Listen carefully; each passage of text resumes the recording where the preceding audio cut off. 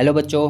तो मैं आज आपको बताऊंगा 25 फरवरी जो आपका पेपर होने वाला है साइंस का 10th क्लास का सीबीएसई बोर्ड का।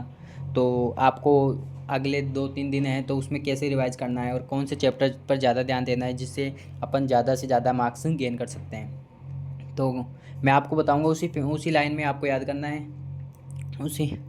तो मैं आपको बता दूंगा जिस देखो आपका अभी साइंस का पेपर है 25 फरवरी को और उसके बाद आने वाला है सोशल साइंस। ये उनकी भी मैं आपको स्ट्रेटेजी बता दूंगा जिससे आप आसानी से कौन से चैप्टर पर ज़्यादा ध्यान देना और कौन को छोड़ना है जिससे अपन ज़्यादा मार्क्स गेन कर सकते हैं। तो देखो जैसे साइंस का पेपर है, इसमें 3 पार्ट होते हैं, 3 सब्जेक्ट होते हैं, साइंस, बायो, केमिस्ट्री और फिजिक्स।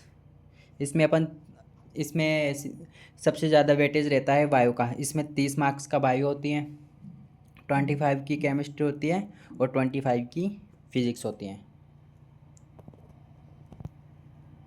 तो आपको मैं बता देता हूँ, जैसे आपको बायो में सबसे ज़्यादा तो बायो में ध्यान देना तो सब में ही है, लेकिन आपको मैं बता देता हूँ कौन कौन से चैप्टर इसमें ज़्यादा ध्यान देते हैं आएंगे। जैसे मैं पहले बायो में बता देता हूँ। बायो मैं 3 कॉलम बना लेता हूँ, उसमें आपको चैप्टर जो जो पढ़ने हैं वो बता दूँगा। ये केमिस्ट्री लास्ट का 3 दिन है तो आपको ज़्यादा ध्यान नहीं देना, ज़्यादा इधर उधर नहीं भागना है। जो जो भी मैं बता रहा हूँ वही आप पढ़ लेना, अच्छे मार्क्स आ जाएंगे आपके। सबसे पहले फर्स्ट चैप्टर है इसमें बायो में फर्स्ट चैप्टर है लाइफ लाइफ प्रोसेस। सबसे ज़्यादा यही नंबर का है, इसका 10 मार्क्स का है और ये सबसे इजी चैप्टर है। तो आप इसको तो पूरा हो सके पॉसिबल कि इसको तो पूरा पढ़ के जाएं अच्छे से। इसको तो रीडिंग लगाना है आपको आने वाले, और इसमें कोई वो एक्सटर्नल लेके लिख लिख के याद मत करना है। मेरे तो यही सलाह है, क्योंकि लास्ट के 3 दिन है, लिख लिख के याद करोगे तो टाइम वेस्ट होएगा। तो ये लाइफ प्रोसेस से 10 मार्क्स का है तो इसको तो आपको करना ही है। और इससे इजी क्वेश्चन आते हैं, इसको थ्योरी टाइप के क्वेश्चन आते हैं तो आप आसानी से लिख सकते हैं। इस इसके बाद आता है कंट्रोल कंट्रोल एंड कोऑर्डिनेशन। ये भी 5 नंबर का है।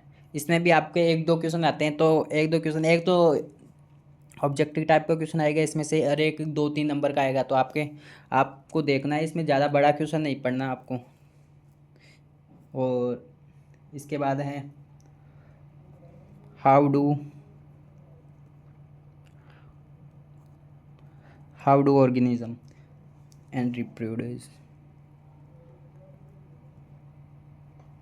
और ये है आपका 5 मार्क्स का। इसमें भी आपको इतना ही ध्यान देना है कि ये इसमें आपको इसमें भी एक ना, जो बी पार्ट का होता है ना, इसमें से बी पार्ट में से एक क्वेश्चन आएगा। तो आपको उसी तरह से तैयारी करनी है, जैसे बड़े क्वेश्चन पर ध्यान नहीं देना है। इसमें बी टाइप का आएगा तो इस इतने ही शब्द में लिखना होगा, 25, 20, 30 ऐसे ही। तो उस टाइप से आपको वो करना है क्वेश्चंस की तैयारी। और इसके बाद और एनवायरनमेंट है, तो और एनवायरनमेंट, इसके बाद है और एनवायरनमेंट। ये भी 5 मार्क्स का है। ये तो इजी है सबसे, इसको तो पूरा करके जाना है, हो सके तो पूरा करना हो। इसमें तो थ्योरी लिखनी है आपको। और इसके बाद है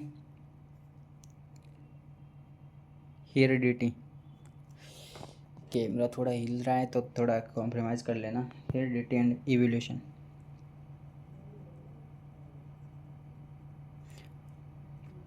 ये 5 5 मार्क्स का।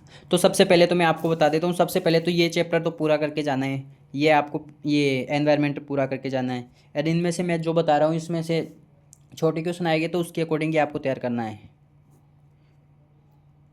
और इसमें एक ऑब्जेक्टिव और एक 25 से 30 जो वर्ड्स का क्वेश्चन पे वो रहता है आंसर, वो लिखना है। तो उसके अकॉर्डिंग करके आना है अपन को, ठीक है।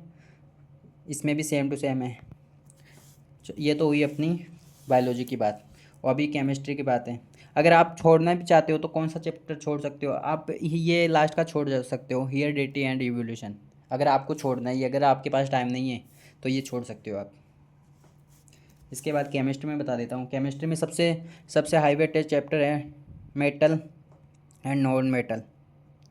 ये 10 मार्क्स का है, इसको आपको पूरा पढ़ के जाना है, जिससे इसमें 3-4 क्वेश्चन आएंगे इससे 10 नंबर के। तो एक ऑब्जेक्टिव रहेगा, एक पूरा बड़ा वाला क्वेश्चन रहेगा, एक छोटा टाइप का। तो आप उसके अकॉर्डिंग तैयारी करना है आपको। ये 10 मार्क्स का है। और इसमें मैं बता देता हूँ कौन कौन से पॉइंट पढ़ने हैं आपको। याद रखना है इसमें से इनकी प्रॉपर्टीज़ पढ़नी है और इनके जो फॉर्मूलाज हैं,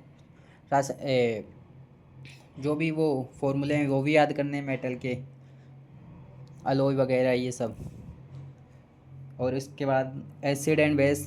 एसिड ये तो सबसे एसिड बेस एंड साल्ट, ये सबसे इजी चैप्टर है। ये 5 मार्क्स का है, सॉरी 7 मार्क्स का आएगा, ये 7 मार्क्स का है। तो इसको तो आप आराम से कर सकते हैं और ये सबसे इजी होता है।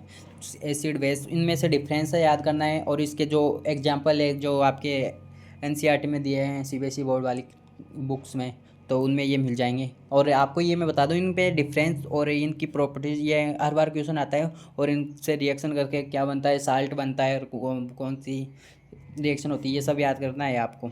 इजी क्वेश्चन ये तो आपके ये 10 और 7, इसमें आपको ज़्यादा से ज़्यादा 10 और 7 17, तो इनमें से आपके 15 नंबर तो आने ही चाहिए क्योंकि ये इजी क्वेश्चन आते हैं इनसे। और इनके बाद है कार्बन, कार्बन एंड कंपाउंड, ये भी इजी है। मेरे को केमिस्ट्री इजी लगती है तो मैं तो अपने अकॉर्डिंग बता रहा हूँ। मैं अगर मैं अभी सीबीएसई में होता है ये पेपर, तो ये काफ़ी अच्छा लगता था मेरी केमिस्ट्री में मेरे पूरे मार्क्स आए थे। मैंने 12th की थी तब केमिस्ट्री में। तो ये कितने हो गए, 10 और 19 और 6 25 नंबर हो गए। तो इसमें से मैं आपसे ये करता हूँ कि आपके 25 में से 22 23 तो नंबर आने ही चाहिए, काफ़ी इजी आता है। और रही फिजिक्स की बात, फिजिक्स में तो मैं आपको जो चैप्टर बता रहा हूँ वो पढ़ लेना। फिजिक्स में सबसे वेटेज है इलेक्ट्रिसिटी, ये है 10 मार्क्स का। तो इलेक्ट्रिसिटी जैसे इसकी इलेक्ट्रिसिटी में तो क्या है, आपको एक एक न्यूमेरिकल आ सकता है और इसका फॉर्मूला, डेफिनेशन, प्रॉपर्टीज़ ये आ सकती हैं। तो उसके अकॉर्डिंग आप कर लेना। इस 10 मार्क्स है, लेकिन आपको पूरा पढ़ के जाना है, रेजिस्टेंस वगैरह ये सब। रेजिस्टेंस क्या होता है इसमें सबसे इम्पोर्टेंट है, ओम्स लो। रेजिस्टेंस क्या होता है, रेजिस्टिविटी क्या होती है, कंडक्टेंस क्या होता है। और वो जो होता है ना पैरेलल एंड वो सीरीज़ वाला, उनसे क्वेश्चन आ सकते हैं। तो वो तो उससे तो 100% क्वेश्चन आएगा, मैं लिख के देता हूँ, उससे क्वेश्चन तो आएगा ही। तो उसके अकॉर्डिंग आप पैरेलल और सीरीज़ के न्यूमेरिकल सोल्व कर लेना। और उसके बाद चैप्टर आता है आपका लाइट रिफ्लेक्शन। इसको मैं थोड़ा ईजी वे में बताऊँ तो आप कर लेना, ये 4 मार्क्स का आएगा। लेकिन आपको ज़्यादा डीप में मत जाना, डीप में जाओगे तो आपको कुछ समझ नहीं आएगा। मैं जो बता रहा हूँ वो कर लेना आप। तो 4 मार्क्स का है, तो इसमें से इसकी लाइट डेफिनेशन और ये जो इसमें एक लॉ है शायद स्नेल लॉ, वो कर लेना, बस वो ही आएगा। ज़्यादा डीप में जाओगे तो आपको कुछ समझ में नहीं आएगा क्योंकि ये चैप्टर आगे जाके बहुत कठिन हो जाएगा आपके लिए।